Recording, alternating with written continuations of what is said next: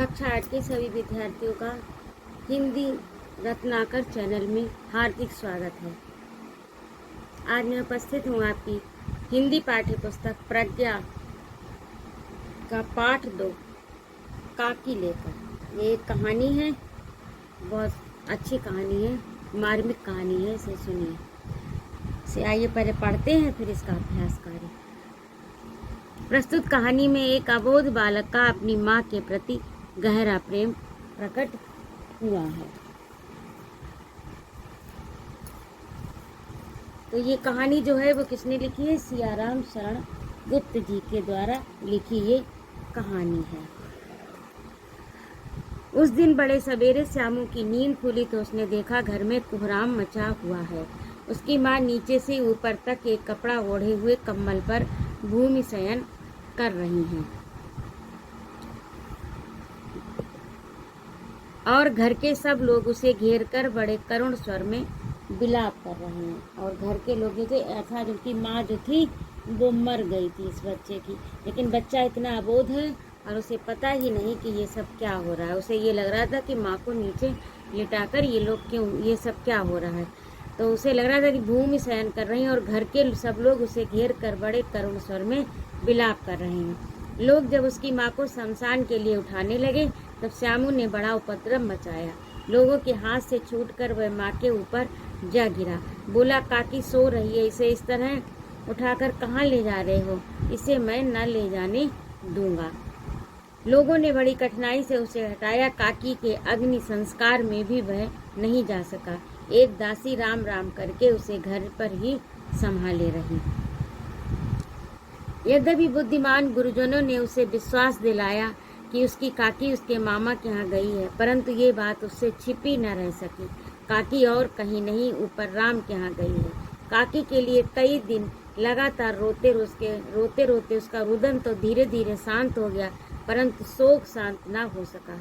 वह प्राय अकेला बैठा बैठा शून्य मन से आकाश की ओर ताका करता था, यानी आसमान देखा करता, ताका माने देखा करता था। एक दिन उसने ऊपर एक पतंग उड़ती देखी। न जाने क्या सोचकर उसका हृदय एकदम खिल उठा।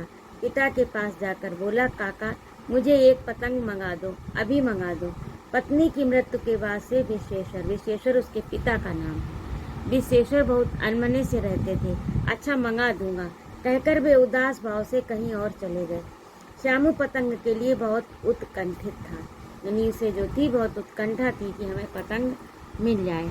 वह अपनी इच्छा को किसी तरह रोक न सका और एक जगह खूंटी पर विश्वेश्वर का कोट टंगा था।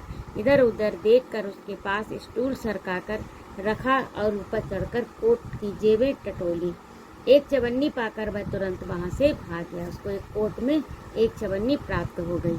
सुखिया दासी का लड़का भोला श्यामू का साथी था।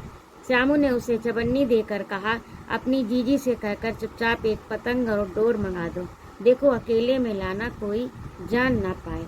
पतंग आई, एक अंधेरे घर में उसमें डोर बांधी जाने लगी। श्यामू ने धीरे से कहा, भोला किसी से ना कहो तो एक बात कहूँ। भोला ने सिर हिलाकर कहा, नहीं किसी से ना कहूँगा। श्यामू ने रहस्य खोला, मैं ये पतंग ऊपर राम के यहाँ भेजूँगा। इसको पकड़कर काकी नीचे उतरेगी। मैं लिखना नहीं जानता, नहीं तो उसका नाम लिख देता।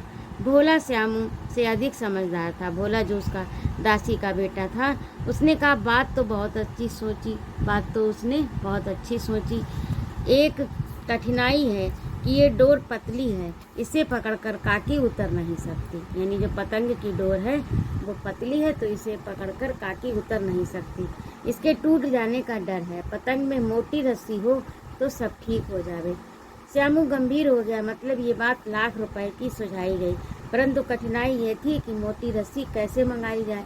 पास में दाम है नहीं और घर के जो आदमी उसकी काकी को बिना दया मया के जला आए हैं, वे उसे इस काम के लिए कुछ देंगे नहीं।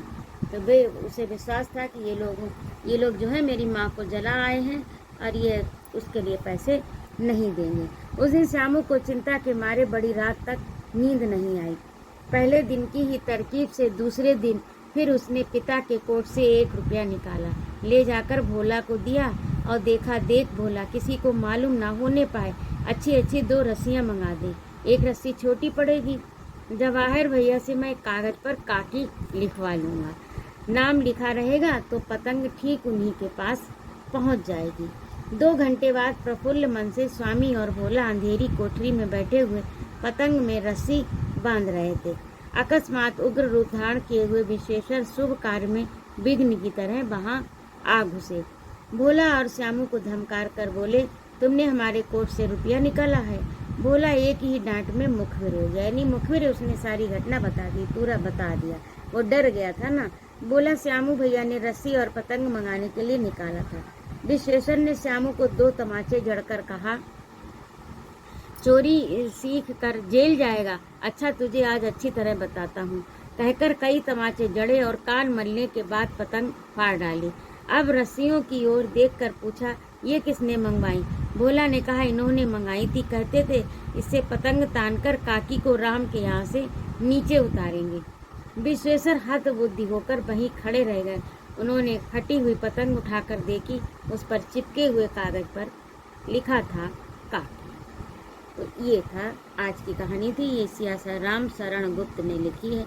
आपको अच्छी लगी होगी। एक छोटा सा अबोध बालक है जिसे ये नहीं मालूम कि माँ जो है मेरी मर गई तो अब कभी वापस नहीं आ सकती। उसे ऐसा लगता है कि उसकी माँ भगवान के पास है, राम के पास, और मैं जब उस अपनी पतंग भेजूंगा तब वो उस पतंग की डोरी से मोटी रस्सी से नीचे आ जाएगी। अब आइए देखिए अभ्यासकार में शब्दार्थ हैं।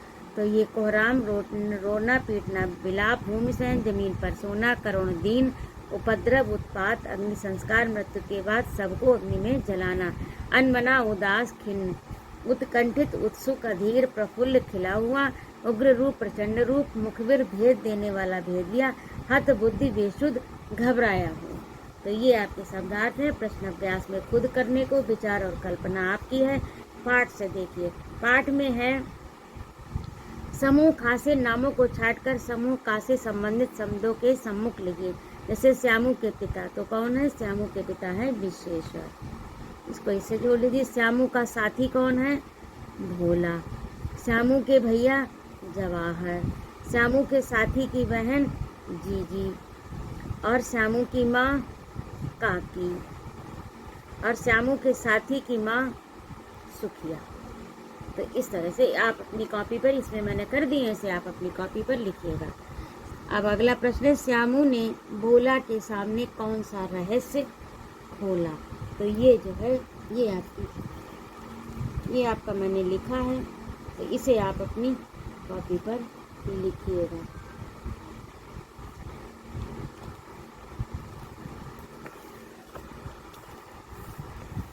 देखिए ये प्रश्न जो है पाठ 2 काकी। श्यामू ने भोला के सामने कौन सा रहस्य खोला?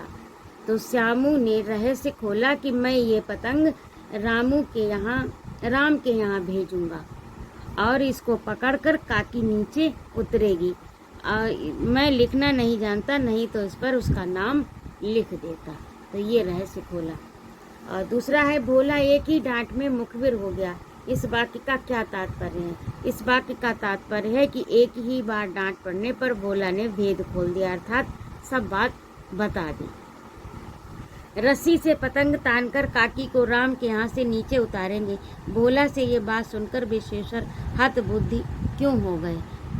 इसमें आपके प्रश्न का क्रम बदल गया है, तो इसे आप अपनी पुस्तक से सही से करें। हमने 2 प्रश्न छोड़ दिए और आगे का लिख दिया, फिर उसके बाद में 2 जो छूटे हुए थे उनको आगे लिखा। जैसे आप अपनी पुस्तक से देख लीजिएगा। विश्वेश्वर को श्यामू की काकी को बुलाने वाली योजना का पता चल गया और उसकी मासूमियत और काकी के प्रति प्रेम को देखकर विश्वेश्वर हतप्रभ रह गए। वो समझ नहीं पाए थे। उन्होंने ये समझा कि बच्चे ने चोरी की, लेकिन वो ये नहीं समझ पाए थे कि बच्चा अपनी माँ के प्रति, माँ के लिए ये सब कर रहा है। श्यामू ने जवाहिर भैया से कागज पर काकी क्यों लिखवाया? तो श्यामू ने जवाहिर भैया से कागज पर काकी इसलिए लिखवाया जिससे कि पतंग काकी को ही मिले। और उड़ती हुई पतंग को देखकर श्यामू का हृदय एकदम खिल उठा। क्यों?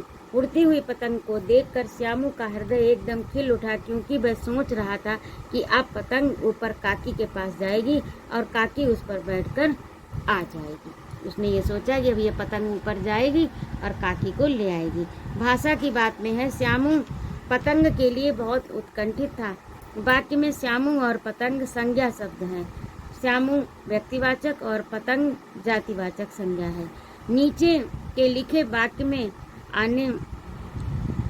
में आए संज्ञा पदों की पहचान कर लिखिए और उनके भेद बताइए। तो इसमें यह है, एक जगह खूंटी पर विशेषण का कोट टंगा था, ये इसमें वाक्य दिया है। तो इसमें देखिए, जगह जो है वो कौन सी संज्ञा है? जातिवाचक संज्ञा। खूंटी जो है वो जातिवाचक संज्ञा, विशेषण व्यक्तिवाचक संज्ञा और कोट जातिवाचक संज्ञा। अगला है, जो बुद्धि वाला हो वाक्यांश के लिए एक शब्द है बुद्धिमान। इसी प्रकार नीचे लिखिए वाक्यांशों के लिए एक एक शब्द लिखिए। तो इसमें क्या लिखना है आपको? जैसे, जिस पर विश्वास न किया जा सके अविश्वसनीय, और जिसका स्वर्गवास हो गया हो स्वर्गीय। और आगे देखिए, जो अपने मन को एकाग्र रखता हो एकाग्रचित्त, वह स्थान जहाँ सब जलाए जाते हों शमशान। और तीसरा है, निम्नलिखित मुहावरों के अर्थ बताइए और अपने वाक्यों में प्रयोग कीजिए। तो पहला है आपका, कोहराम मचना, बहुत शोर होना।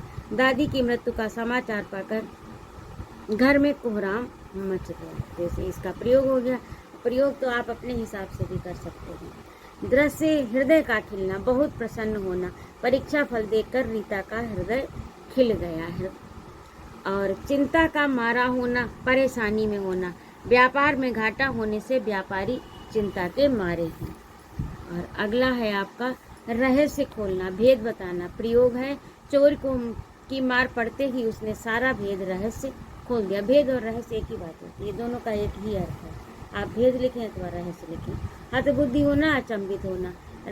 रामू का परीक्षा फल देखकर पिताजी अचंभित थे। और समझदार शब्द में समझ संज्ञा है, उसमें दार प्रत्यय लगाकर विशेषण शब्द बना दिया गया है। संज्ञा शब्दों में दार, इक, इत, ई, मान एवं बान आदि प्रत्ययों को लगाने से विशेषण शब्द बनता है।